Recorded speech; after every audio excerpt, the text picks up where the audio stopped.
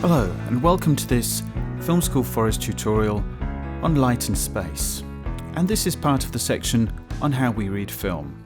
Of course, all cameras need light, and lighting is an essential part of the filmic world.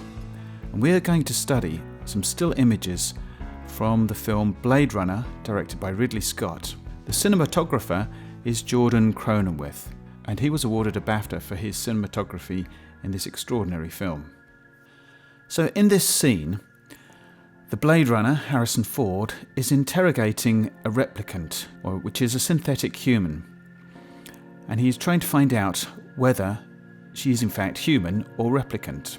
He is using a special piece of testing equipment called a voice Kampf test, and this is taking place in the huge, incredible offices of the Tyrell Corporation, with Tyrell himself observing the procedure.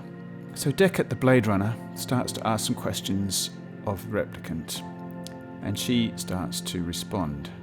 We have already been shown that the space is a vast, opulent room at the top of an incredible building in a metropolis. It is lit by sunlight, hence the angled light. But let's take a closer look at how these frames are constructed in terms of light and space.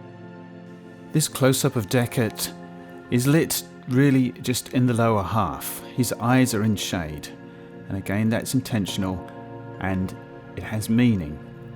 The colours of the light are also warm, in that his jacket is warm and his skin tones are warm, and there is a red light on the camera of the voice Kampf machine. In contrast, the replicant's colours are cold and the skin tone is quite pale. And again, this is significant. It creates a feeling within us.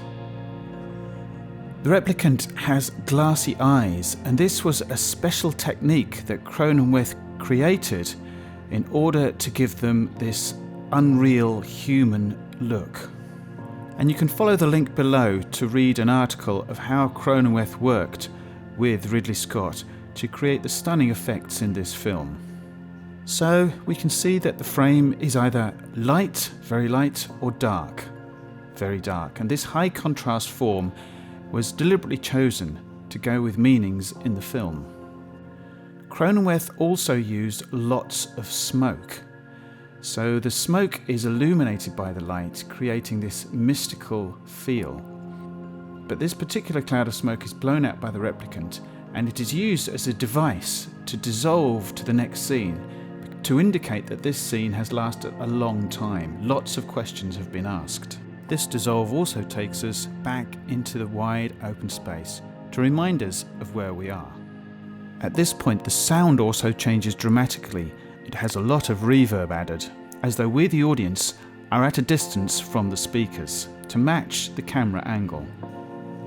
Finally, we come to the most important question, when Deckard realizes that Rachel is a replicant. We cut to a point of view shot of the machine, which is looking straight into Rachel's eye. And again, we still have this high contrast. Only the eyeball is lit, and even that is half dark. Deckard checks once more, and this time there seems to be more light on his face. Is this a moment of illumination or realization? Rachel does not respond, and she is in almost total darkness apart from her hand. Deckard checks her face once more, looking directly into her eyes, and then looks down again at the voice Kampf machine, which appears to have turned itself off. There is a final exchange between Deckard and Rachel, and then Tyrell intervenes and asks Rachel to leave so that they can have a private conversation and the reveal.